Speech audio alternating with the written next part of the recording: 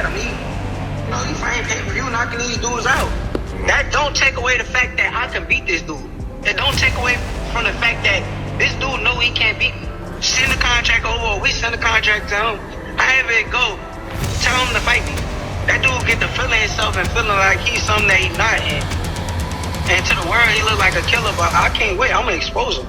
I promise you, I'm gonna expose him. I'll be the person that he going there, he not gonna knock out. He not gonna hurt. He gotta go 12 rounds with somebody and somebody gonna be beating him. He ain't gonna like that. That's with his heart. That's gonna with his head, watch. No thoughts. People can talk that type of there's no contract inside. I don't pay attention to that. I answer that. I gotta get you to answer this. What he said about you. Yeah, he can't. My opinion. It's my opinion. Listen, all that sounds good right now, but when the fight is made and the fight about to happen, Tank is not playing this Murray man. He know what time that bell ring. 1 minute he on this side, 1 minute he here. So when that bell ring, Tank ain't playing this Murray man. Kenny Ellis and Calvin Ford dismiss claims that Shakur Stevenson can outbox or mentally break down Gervonta Davis, saying Davis will never fall into another fighter's strategy. Does he really think he's not going to get touched? Sound like it. If he don't get touched, I'll never ever train fighters again. I ain't seen him fight nobody that was a killer already. And everybody he fought touched him. Everybody he fought touched him. Let's really look at when you talk about them guys. Who did they fight was that next to killer? You get what I'm saying? You feel what I'm saying? I feel what you're saying. How do you hire Bob Arm too? Because he's not gonna let that happen. I just don't pay attention to them. When they start fighting, first, of course you're gonna want to fight Tank. They know Tank is the best right now. They know it. But goddamn, fight somebody that's up under him. But that confidence also brings serious concerns. Calvin Ford doubts the appeal of a Davis-Stevenson matchup, even while admitting Stevenson's technical skills. He believes Stevenson would slow the tempo and avoid exchanges, taking away the action fans expect to see. Core, he's the better boxer. Yeah. That's why I always make this. He would make the fight boring just to win. Right. Yeah, I think you would too. Dude, I want to put Youngin in that type of situation. You know what I'm saying? If it doesn't make sense, because fans come to see what? A fight. Let's go look at Shakur's last fight. Oscar de la Hoya sees Davis as a relentless elite fighter driven by discipline and hard preparation. He believes Davis enters every bout fully prepared, making him a dangerous threat in the ring. Gervonta Davis is, to say the least, he's a beast. He really is.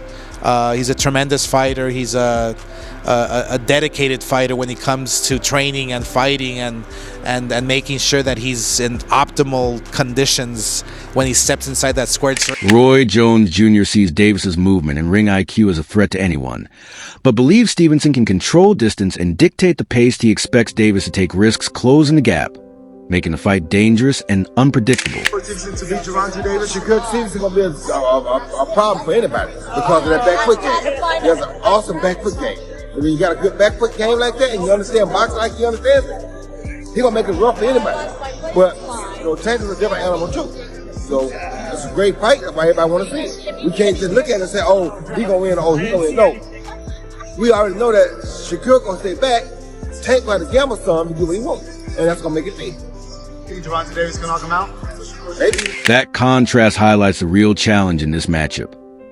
Teddy Atlas described Shakur Stevenson as a master distance, using footwork and timing to stay out of range while landing precise, controlled shots. He questions if that style can hold up against Gervonta Davis, who applies constant pressure, cuts off the ring, and attacks the body to break down his opponents over time. Do his thing. Controlled range. You come in 6 inches, he goes back 8.5, and he counters, and he controls space in that ring. And he's a ghost. He's a ghost in that ring. He fights that style. He's that pitcher I talk about on the baseball diamond that disarms you, that takes the bat out of your hands, that hits corners, mixes up the speeds. Just doesn't allow you, keeps you off balance. Doesn't allow you to get a good swing at him. Could he do that with Tank Davis, who's patient, who's deliberate, who knows how to hunt you down? Who knows how to shrink a ring? Who knows how to properly apply pressure without leaving himself wide open?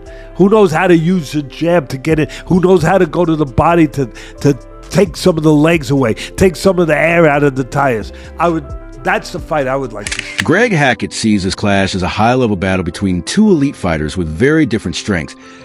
He believes one carries real knockout power, while the other depends on sharp timing and precision, making it a well-balanced and intriguing matchup. It's a great fight. It's definitely a great fight. Two skilled fighters. One has great power, one has great accuracy, great timing. It's a great fight. I hope it can happen. Terence Crawford views Stevenson as a skilled, disciplined fighter built on defense and ring control. He believes Davis won't find clean shots easily because Stevenson reduces openings and makes opponents miss. But Shakur is a different fighter. You know, Shakur is different. You know, people may call him boring. People may say he can't punch. But they say the same thing about Floyd. Because they defensive fighters. Yeah. Tank is not going to be able to hit Shakur like he hit everybody else. And he know that. He knows that. That's why he's like, he's boring. He's this, he's that. He's trying to diminish everything that Shakur have done so it's not marketable. But he can't do that because Shakur is what? Three-way world champion. Roy Jones Jr. favors Stevenson in this matchup, highlighting a consistency both inside and outside the ring. He believes that steady discipline gives Stevenson an advantage, while Davis brings a different type of danger that keeps the result uncertain. Shakur wins it because of his discipline, because he showed against Teofimo that he can stay very disciplined all night. And he's the type of guy, he don't really do a lot of crazy stuff in his life normally, so it's like discipline is a thing that is not only exercised inside the ring, it's exercised also outside the ring. And as we see, sometimes Gervonta has problems with discipline, but we have never seen Shakur have problems with discipline. We've seen him be more disciplined at the right times than we've seen him not have discipline. So with the fight being like it is right now, I would lean towards Shakur because of his discipline, but don't get it twisted. If somebody could beat him, Tank Davis will be that person because of his intangibles. That's where the fight shifts in a different direction. Terence Crawford, speaking from elite-level experience, recognizes Davis as a skilled and dangerous puncher, but slightly favors Stevenson. He believes Stevenson's tight defense can neutralize big shots and push Davis into uncomfortable situations. Tank is great for what he do, and I respect Tank in the ring and his skills and his power and his attribute and he's smart. Yeah. He's definitely smart. He can box his ass off. And I'm not saying I would pick Shakur just because our differences. I'm telling you as a fighter. Yeah. I will pick Shakur because I don't believe Tank will be able to land those big shots on Shakur like he does everybody else. Right. Shakur defense is just too tight. That's why this matchup feels almost unavoidable. Eddie Hearn has consistently backed Stevenson to beat Davis, highlighting his belief in Stevenson's ability at the elite level. He sees it as a meeting of two prime fighters, a fight that simply needs to happen. I think Shakur can beat Tank. We've known it for ages. Like, I have so much confidence of Shakur Stevenson beating Gervonta Davis. But they're two of the best lightweights in the world. They're two of the best fighters in America. It's a natural fight to make. The conversation takes a more tactical turn. Mike Tyson sees a potential clash between Stevenson and Davis as a highly strategic fight that requires non-stop pressure. He warns that giving Stevenson space or hesitating to study him will eventually lead to being broken down over time. Shakur and Tank, oh God, I don't even. It's gonna be interesting because if Shakur handles this guy like he did Lopez, I'm gonna say I'm gonna say the hell with Shakur, man. If he just handles this guy like he's gonna say the hell with him. No, Mike, somebody gotta give him a fight though, but you gotta be very sophisticated to know how to fight. This is when I know you lost against Shakur. This is when I know you lost. You see when he does this stuff? Once you start doing this stuff and looking at him, oh, it's over. You got constant action, constant motion again. You gotta be on him constantly.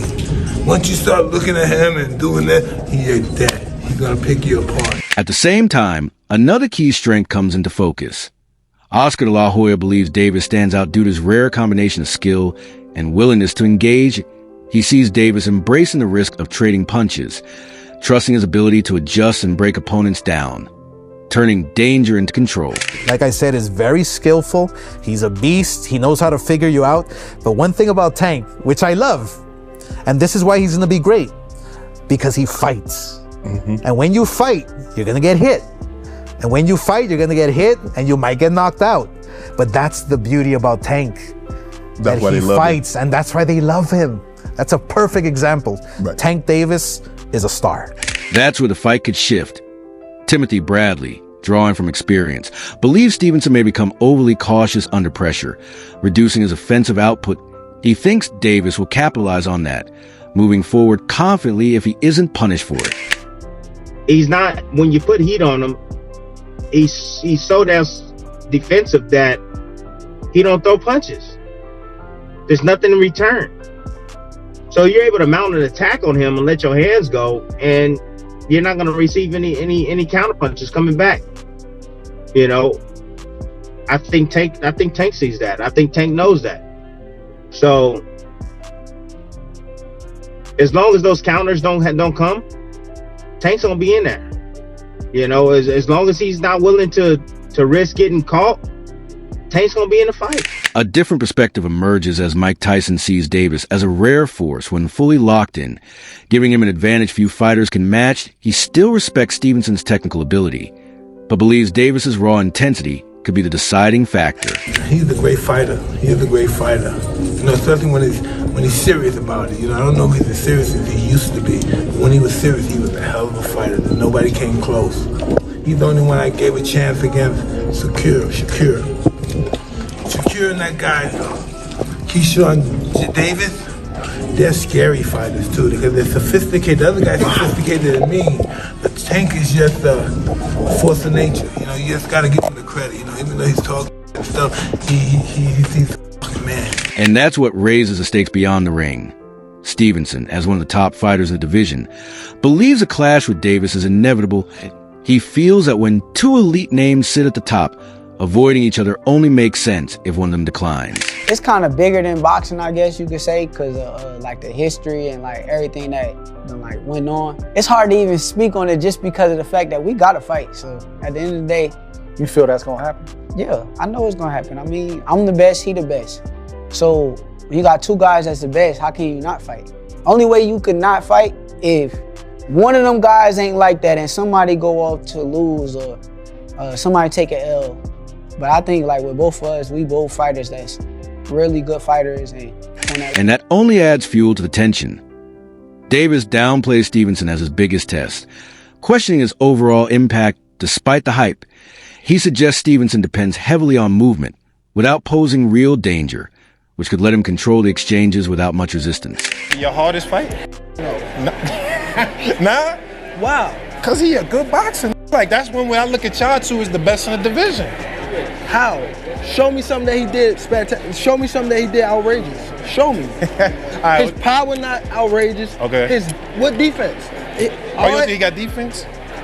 He just jumped back. You never see him slip no punch. You never see him slip no punch. Go look at it. You see him back up from a lot of people. Back up, move around. He don't got no technique. And his offense is the same thing. That perspective doesn't go unchallenged. Sean Porter believes Stevenson's defensive style created a very different challenge for Davis.